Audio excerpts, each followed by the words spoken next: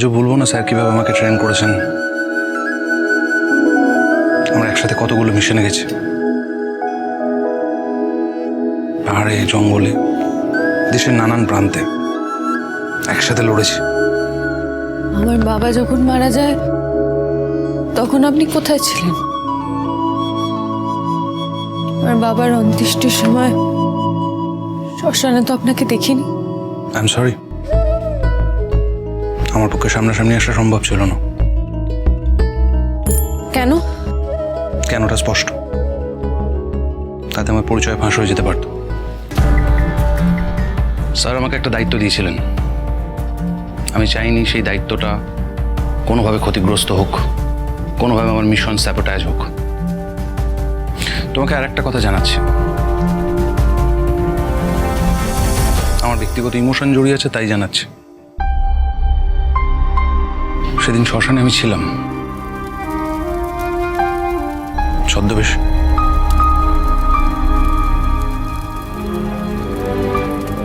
স্যারের চিতাটা আমি দূর থেকে জ্বলতে দেখেছি।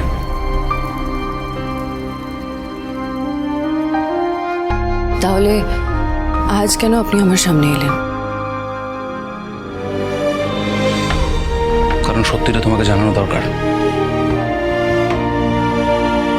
দেখি ছবিগুলো।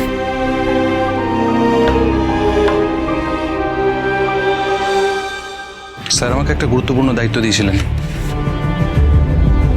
তোমাকে প্রোটেকশনের দায়িত্ব। তাছাড়াও আর একটা দায়িত্ব দিয়েছিলেন, একটা কাজ। কি কাজ?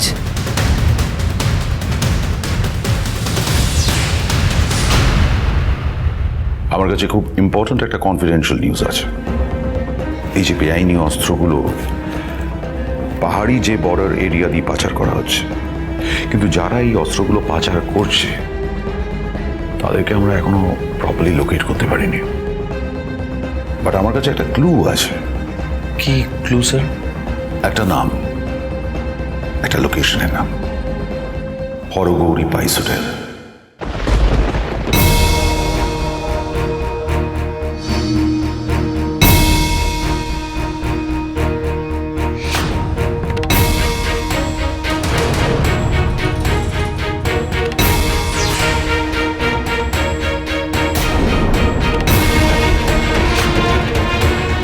এই হরগুরু প্রাইস হোটেলের ব্যাপারে আরো কিছু ইনফরমেশন আমি পরে তোমাকে দেব। Okay sir.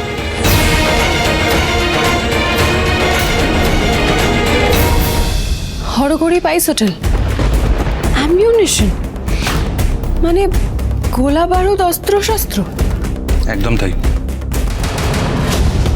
সেই সমস্ত অস্ত্র এখান থেকে দেশের বিভিন্ন বর্ডারে যায়, মূলত পাহাড়ি বর্ডারগুলোতে, তারপর সেখান থেকে বিদেশ।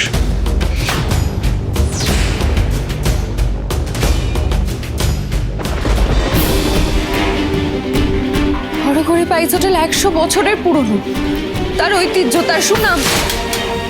ওটা মুখোশ। ঐতিহ্য আর সুনামের আড়ালেই হরগৌরী পাইস হোটেল একটা দেশদ্রোহিতার আখড়া। অসম্ভব, এটা আমি কিছুতেই বিশ্বাস করতে পারবো না। কোথাও একটা বিরাট বড় ভুল হচ্ছে।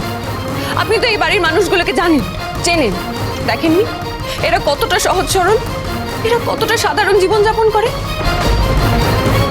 এরা দেশদ্রোহিতার কাজ করবে, এরা অস্ত্র পাচারের ব্যবসা করবে? এটা হতে পারে না, এটা কিছুতেই হতে পারে না, এটা আমি কিছুতেই বিশ্বাস করতে পারবো না। কোথাও একটা বিরাট বড় ব্লান্ডার হচ্ছে।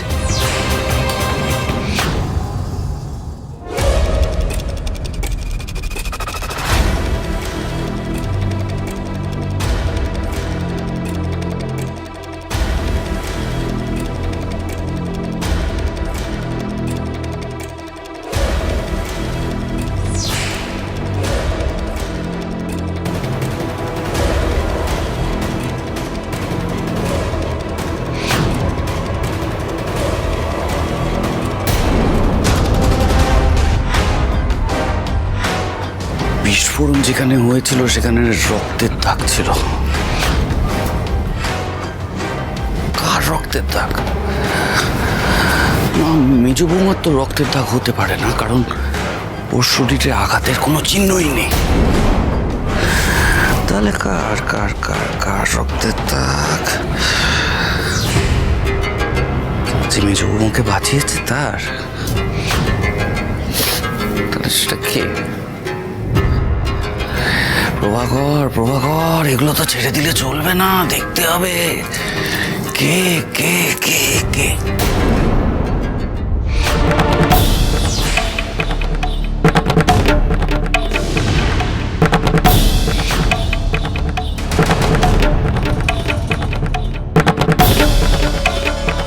এত রাতে ওই ঘরের আলো চলছে কেন? বৈজ্ঞানিক মানুষ রাত জেগে হয়তো কোনো গবেষণা করছে, ঘোড়ার ডিম নিয়ে কোনো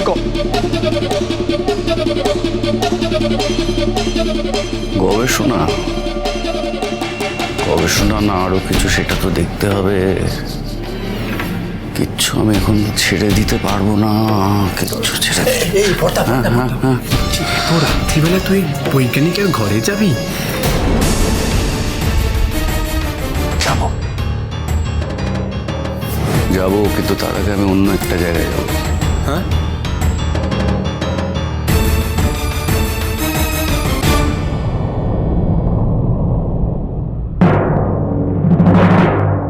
স্যারের কোনো ভুল হতে পারে না ওই সময়। হরগৌরী পাইস হোটেল দেশদ্রোহিতার আখড়া। বাইরে যা যা দেখছো সেগুলো সব আবরণ। তার আড়ালে এরা অস্ত্র পাচারের ব্যবসা করে। প্রমাণ?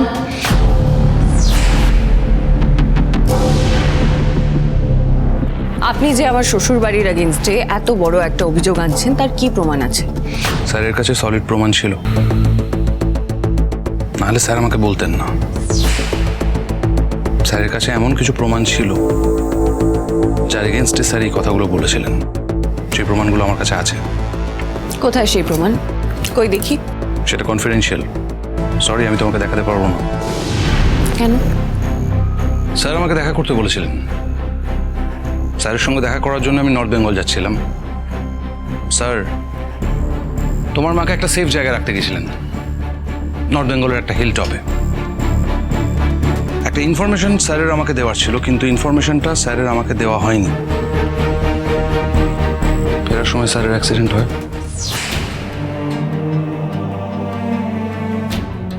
and he died. হরগৌরী পাইস হোটেলের ইনফরমেশন ততদিন আমার কাছে চলে এসছে, আমি নজর রাখছি। তারপর ঘটনাচক্রে হরগৌরী পাইস হোটেলের মেজো ছেলের সঙ্গে তোমার বিয়ে হয়। কাকতলীয়। স্যার যে হরগৌরী পাইস হোটেলের উপর নজরদারি চালাচ্ছিলেন, তুমি সেই হরগৌরী পাইস হোটেলের বাড়ির বউ হয়ে এলে।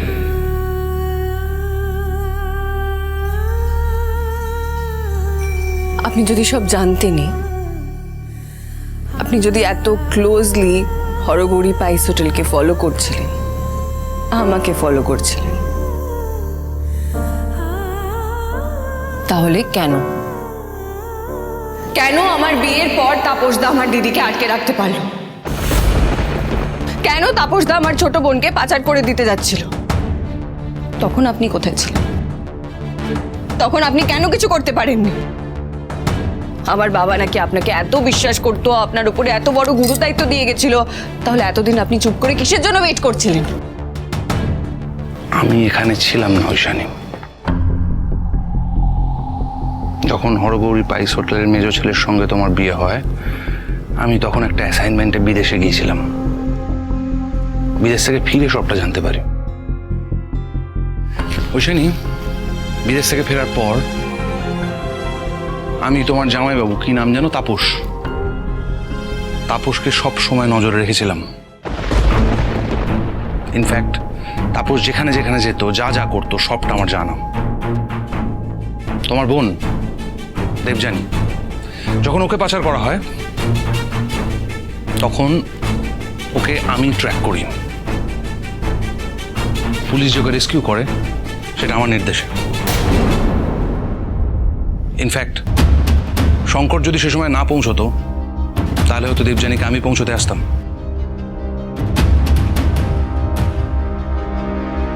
তোমাকে একটা কথা বুঝতে হবে ঐশানী,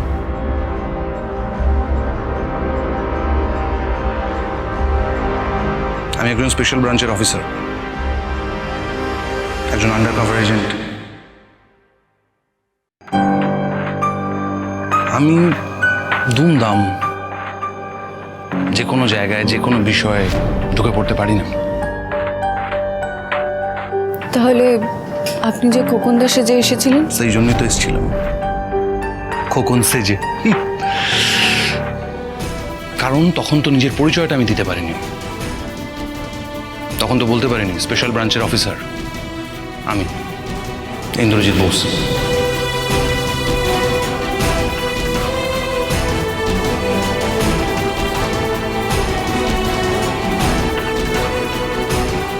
অনেকটা কাঠখড় পোড়াতে হয়েছে ওই সেদিন,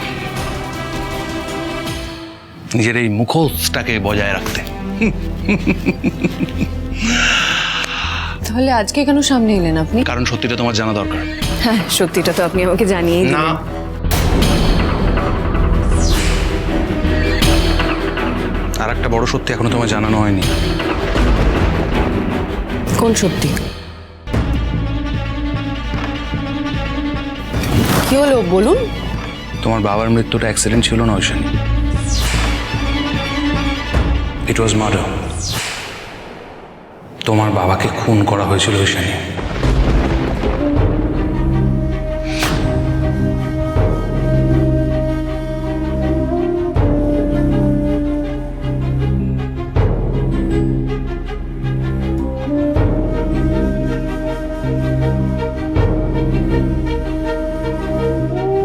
কি? হ্যাঁ, পুরো অ্যাক্সিডেন্টটাই ছিল সাজানো ঘটনা।